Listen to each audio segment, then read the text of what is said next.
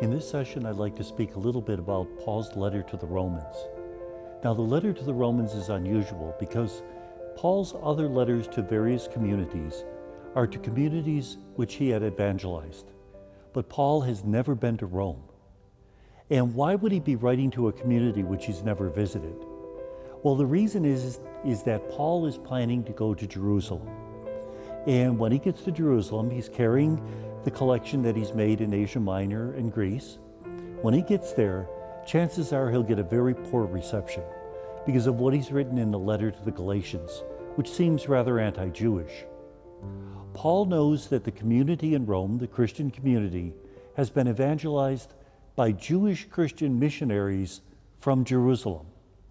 So instead of writing to the people in Jerusalem, Paul writes to the community in Rome, thinking that eventually they'll write to the people in Jerusalem and tell them that Paul's really not such a bad character. It's sort of like when you're having a fight with your sister and you're afraid to call her, so you call your brother and tell your brother to call your sister to make peace in the family. Sort of that situation. Well, in this letter, Paul explains his theology of salvation.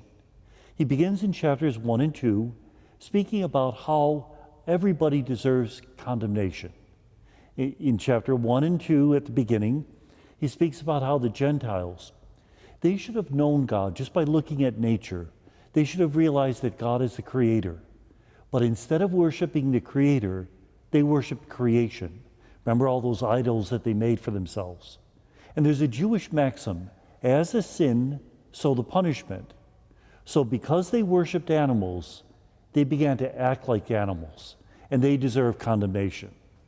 And then Paul turns to the Jewish Christians, and he says, you're doubly guilty. You had the law, you had the prophets, you had the promise, and you sinned, so you deserve condemnation. Gentile Christians deserve to be condemned. Jewish Christians deserve to be condemned. And what does Paul say? But God forgives, because God transforms righteousness, justice, into mercy. He redefines the term. God is not an angry judge who wants to condemn us. God is a loving parent who wants to heal us.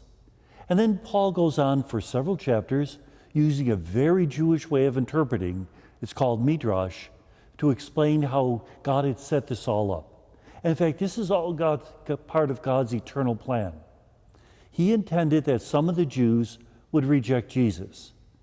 And when they rejected Jesus, it was like a branch that was broken off an olive tree. Well, now there's a space on that olive tree.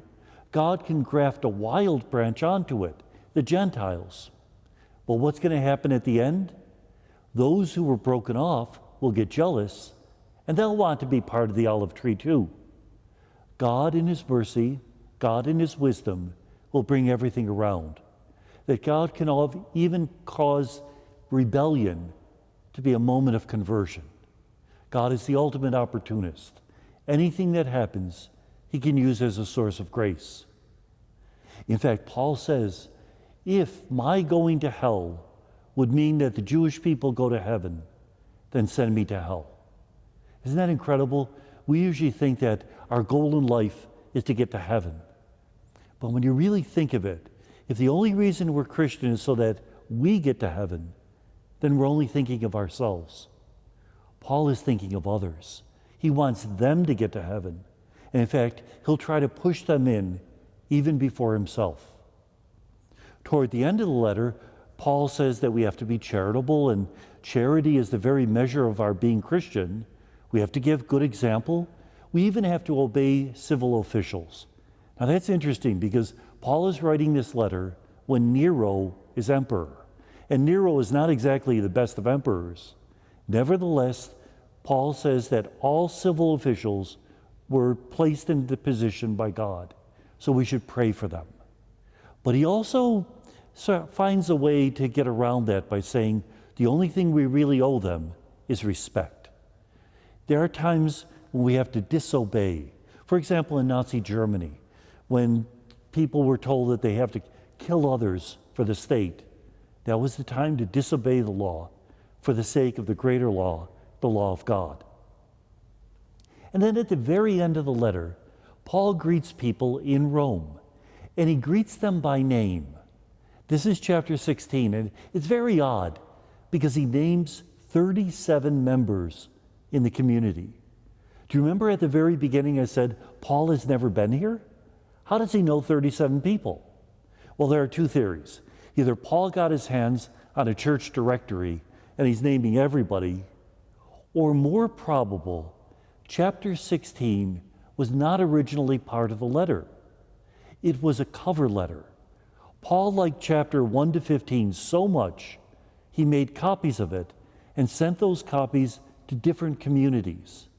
Chapter 16, if you look at it carefully, mentions people that we know were living in Ephesus in Asia Minor.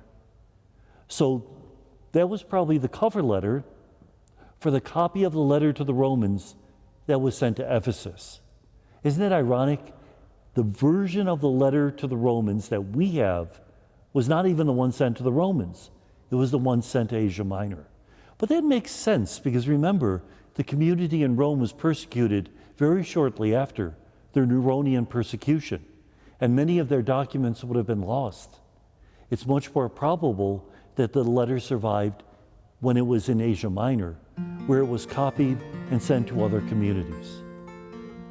And may God bless us.